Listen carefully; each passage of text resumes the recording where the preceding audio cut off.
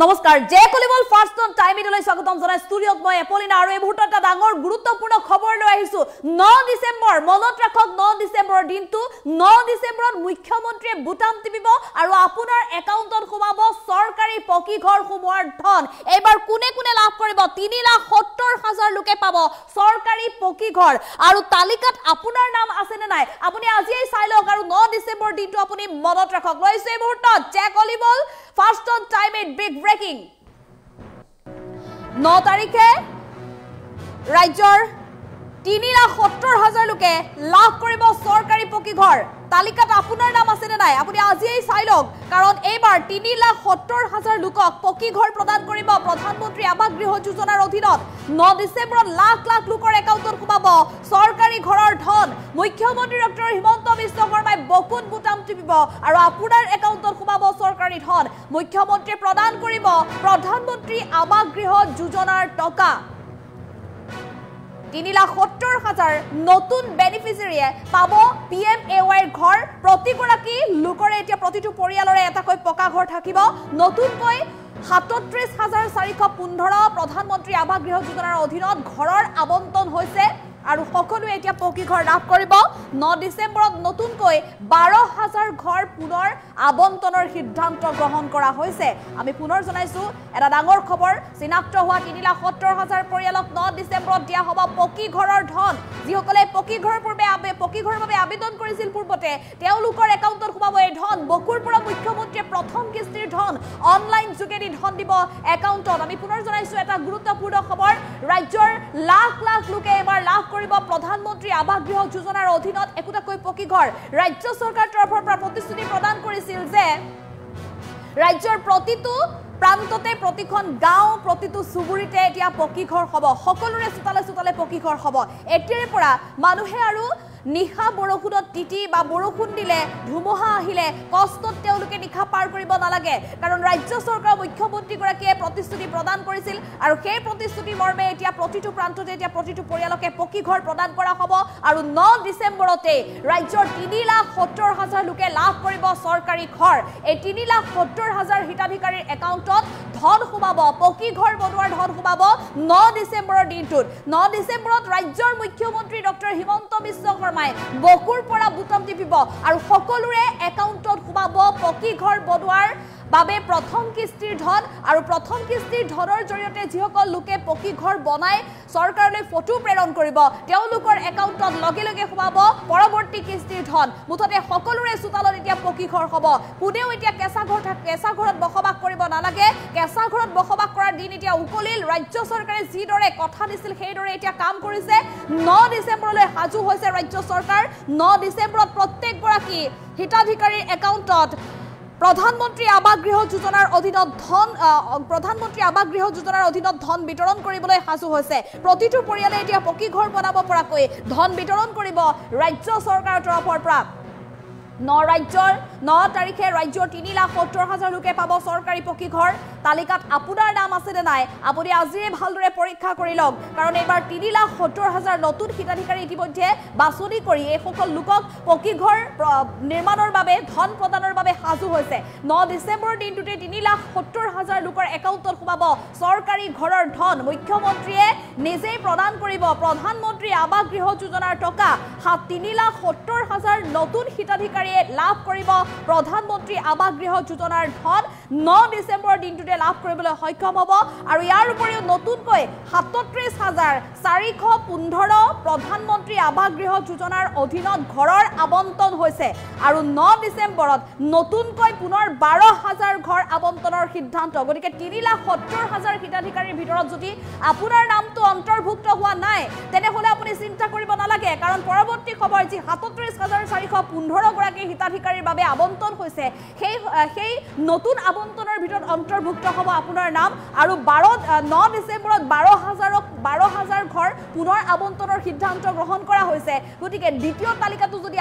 আপোনাৰ নাম নাহে তেনেহলে তেতিয়াও আপুনি কোনো চিন্তা কৰিব নালাগে কাৰণ 9 ডিসেম্বৰত যি 12,000 ঘৰ আবণ্টনৰ সিদ্ধান্ত গ্ৰহণ কৰা হৈছে সেই তালিকাত নিশ্চিতভাৱে আহিব আপোনাৰ নাম মুঠতে ৰাজ্যৰ এতিয়া প্ৰতিটো পৰিয়ালে লাভ কৰিব চৰকাৰী পকী ঘৰ যিসকল লোকে কেঁচা ঘৰত বসবাস কৰি আছে যিসকল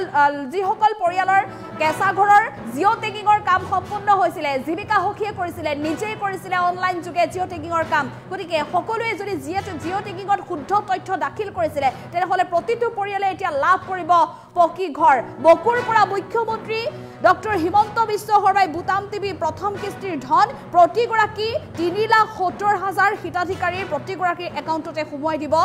অনলাইন যোগে প্ৰধানমন্ত্ৰী আৱাস গৃহৰ প্ৰথম কিস্তিৰ ধন আৰু এই সন্দৰ্ভত আমাৰ ৰাজ্য চৰকাৰ মন্ত্ৰীৰ মন্তব্য আছে মন্ত্ৰী ৰঞ্জিত কুমাৰ দাসে এটা গুৰুত্বপূৰ্ণ মন্তব্য কৰিছে আমাৰ হাতত এই মন্তব্য আছে আগবঢ়াবলৈ চেষ্টা কৰিছো গ্ৰামোন্নয়ন বিভাগৰ বিভিন্ন আঁচনিসমূহ আজি পৰ্যালোচনা কৰোঁ প্ৰধানমন্ত্ৰী আৱাস যোজনা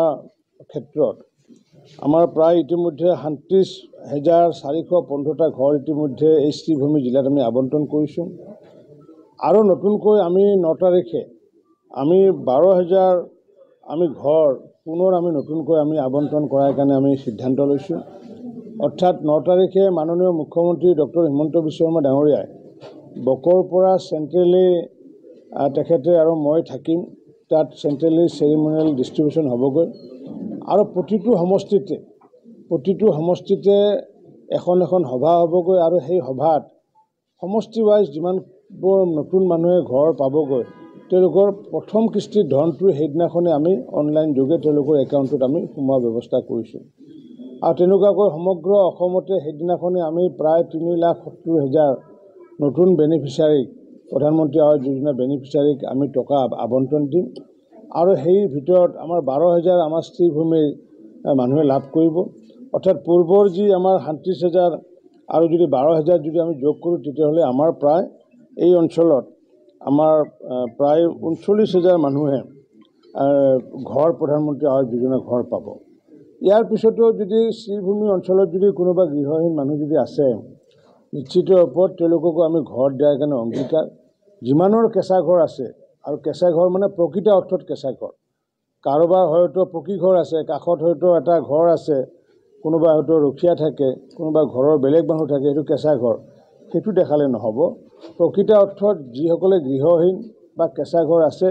তেওঁলোকক আগন্তুক দিনত মাননীয় প্ৰধানমন্ত্ৰী নৰেন্দ্ৰ মোদী ডাঙৰীয়া মাননীয় মুখ্যমন্ত্ৰী ডক্টৰ হিমন্ত বিশ্ব শৰ্মা ডাঙৰীয়াই প্ৰতিশ্ৰুতি দিছে ময়ো বিভাগৰ মন্ত্ৰীয়ে প্ৰতিশ্ৰুতি দিছোঁ যে কেঁচা ঘৰ থকা বা গৃহহীন থকা প্ৰতিটো পৰিয়ালৰ শ্ৰীভূমিৰ পৰিয়ালে আগন্তুক দিনৰ গৃহ আবণ্টন পাব আৰু মই আশা ৰাখিছোঁ যে 9 তাৰিখে যি আমি আবণ্টন দিম এই আমাৰ 12,000 মানুহক তেওঁলোকে যাতে ঘৰবোৰ যাতে অতি শীঘ্ৰে যাতে তেওঁলোকে সম্পূৰ্ণ কৰে তাৰ কাৰণে মই পঞ্চায়তৰ যিমানবোৰ নিৰ্বাচিত প্ৰতিনিধি লগতে আমাৰ বিধানসভাৰ যিমানবোৰ নিৰ্বাচিত প্ৰতিনিধিৰ লগতে আমাৰ PNRD বিভাগৰ সমূহ বিষয়া কৰ্মচাৰীসকলকো আহ্বান জনাইছোঁ যে এই দুখীয়াসকলৰ ঘৰ যাতে অতি সোনকালে যাতে তেওঁলোকে যাতে সম্পূৰ্ণ কৰে আৰু এনেকুৱাকৈ আমি দেখিছোঁ আমাৰ প্ৰধানমন্ত্ৰী আৱাস যোজনাৰ ক্ষেত্ৰত ইতিমধ্যে আমি এই যে আমি 49,000 মানুহক যিটো ঘৰ দিয়াৰ বাবদ আমাৰ খৰচ হ'বগৈ আমাৰ 710 কোটি টকা 710 কোটি টকা আমাৰ খৰচ হ'ব আৰু ইতিমধ্যে তাৰ ভিতৰত ইতিমধ্যে প্ৰায় 500 কোটি টকা ইতিমধ্যে খৰচ কৰিছোঁ গতিকে শ্ৰীভূমি জিলাৰ মানুহৰ কাৰণে 710 কোটি টকা অকল প্ৰধানমন্ত্ৰী আৱাস যোজনাৰ কাৰণে খৰচ কৰা হৈছেগৈ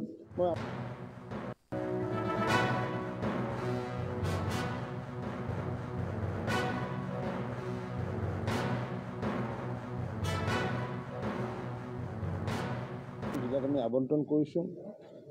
আৰু নতুনকৈ আমি 9 তাৰিখে আমি 12,000 আমি ঘৰ পুনৰ আমি নতুনকৈ আমি আবণ্টন কৰাৰ কাৰণে আমি সিদ্ধান্ত লৈছোঁ অৰ্থাৎ 9 তাৰিখে মাননীয় মুখ্যমন্ত্ৰী ডক্টৰ হিমন্ত বিশ্ব শৰ্মা ডাঙৰীয়াই বকৰ পৰা চেণ্ট্ৰেলি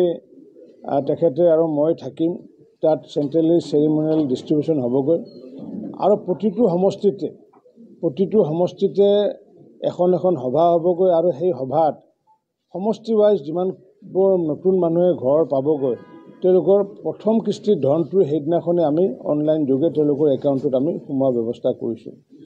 আৰু তেনেকুৱাকৈ সমগ্ৰ অসমতে সেইদিনাখনে আমি প্ৰায় 3,70,000 নতুন বেনিফিচিয়াৰীক প্ৰধানমন্ত্ৰী আৱাস যোজনা বেনিফিচিয়াৰীক আমি টকা আবণ্টন দিম আৰু সেই ভিতৰত আমাৰ 12,000 আমাৰ শ্ৰীভূমিৰ মানুহে লাভ কৰিব অৰ্থাৎ পূৰ্বৰ যি আমাৰ 37,000 আৰু যদি 12,000 যদি আমি যোগ কৰোঁ তেতিয়াহ'লে আমাৰ প্ৰায় এই অঞ্চলত আমাৰ প্ৰায় 39,000 মানুহে ঘৰ প্ৰধানমন্ত্ৰী আৱাস যোজনা ঘৰ পাব। ইয়াৰ পিছতো যদি শ্ৰীভূমি অঞ্চলত যদি কোনোবা গৃহহীন মানুহ যদি আছে, নিশ্চিত ওপৰত তেওঁলোককো আমি ঘৰ দিয়াৰ কাৰণে অংগীকাৰ।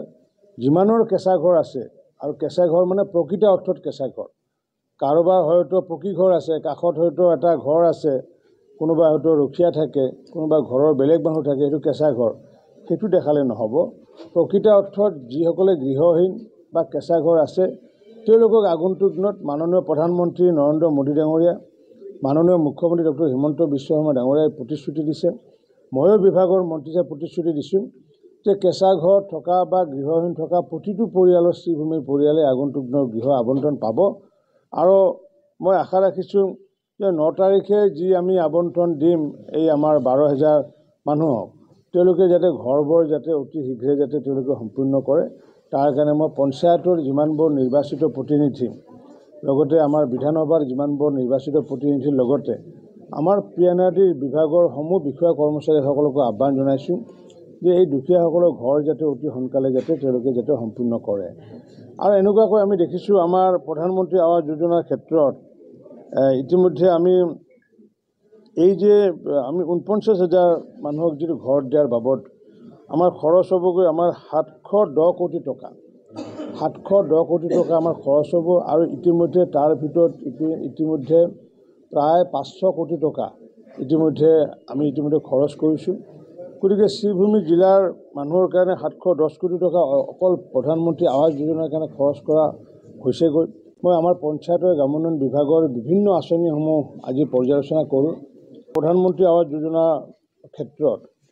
আমাৰ প্ৰায় ইতিমধ্যে 37,415টা ঘৰ ইতিমধ্যে এই শ্ৰীভূমি জিলাত আমি আবণ্টন কৰিছোঁ। আৰু নতুনকৈ আমি 9 তাৰিখে আমি 12,000 আমি ঘৰ পুনৰ আমি নতুনকৈ আমি আবণ্টন কৰাৰ কাৰণে আমি সিদ্ধান্ত লৈছোঁ। অৰ্থাৎ 9 তাৰিখে মাননীয় মুখ্যমন্ত্ৰী ডক্টৰ হিমন্ত বিশ্ব শৰ্মা ডাঙৰীয়াই বকৰ পৰা চেণ্ট্ৰেলি তেখেতে আৰু মই থাকিম, তাত চেণ্ট্ৰেলি চেৰিমনিয়েল ডিষ্ট্ৰিবিউশ্যন হ'বগৈ। আৰু প্ৰতিটো সমষ্টিতে এখন সভা হ'বগৈ। আৰু সেই সভাত সমষ্টি ৱাইজ যিমানবোৰ নতুন মানুহে ঘৰ পাবগৈ তেওঁলোকৰ প্ৰথম কিস্তিৰ ধনটো সেইদিনাখনে আমি অনলাইন যোগে তেওঁলোকৰ একাউণ্টত আমি সোমোৱাৰ ব্যৱস্থা কৰিছোঁ। আৰু তেনেকুৱাকৈ সমগ্ৰ অসমতে সেইদিনাখনে আমি প্ৰায় 3,70,000 নতুন বেনিফিচিয়াৰীক প্ৰধানমন্ত্ৰী আৱাস যোজনা বেনিফিচিয়াৰীক আমি টকা আবণ্টন দিম। আৰু সেই ভিতৰত আমাৰ 12,000 আমাৰ শ্ৰীভূমিৰ মানুহে লাভ কৰিব। অৰ্থাৎ পূৰ্বৰ যি আমাৰ 37,000 আৰু যদি 12,000 যদি আমি যোগ কৰোঁ তেতিয়াহ'লে আমাৰ প্ৰায় এই অঞ্চলত আমাৰ প্ৰায় 39,000 মানুহে ঘৰ প্ৰধানমন্ত্ৰী আৱাস যোজনা ঘৰ পাব। ইয়াৰ পিছতো যদি শ্ৰীভূমি অঞ্চলত যদি কোনোবা গৃহহীন মানুহ যদি আছে, নিশ্চিত ওপৰত তেওঁলোককো আমি ঘৰ দিয়াৰ কাৰণে অংগীকাৰ। যিমানৰ কেঁচা ঘৰ আছে, আৰু কেঁচা ঘৰ মানে প্ৰকৃত অৰ্থত কেঁচা ঘৰ, কাৰোবাৰ হয়তো পকী ঘৰ আছে, কাষত হয়তো এটা ঘৰ আছে, কোনোবা হয়তো ৰখীয়া থাকে, কোনোবা ঘৰৰ বেলেগ মানুহ থাকে, সেইটো কেঁচা ঘৰ, সেইটো দেখালে নহ'ব। প্ৰকৃত অৰ্থত যিসকলে গৃহহীন বা কেঁচা ঘৰ আছে তেওঁলোকক আগন্তুক দিনত মাননীয় প্ৰধানমন্ত্ৰী নৰেন্দ্ৰ মোদী ডাঙৰীয়া, মাননীয় মুখ্যমন্ত্ৰী ডক্টৰ হিমন্ত বিশ্ব শৰ্মা ডাঙৰীয়াই প্ৰতিশ্ৰুতি দিছে, ময়ো বিভাগৰ মন্ত্ৰীয়ে প্ৰতিশ্ৰুতি দিছোঁ যে কেঁচা ঘৰ থকা বা গৃহহীন থকা প্ৰতিটো পৰিয়ালৰ শ্ৰীভূমিৰ পৰিয়ালে আগন্তুক দিনৰ গৃহ আবণ্টন পাব। আৰু মই আশা ৰাখিছোঁ যে 9 তাৰিখে যি আমি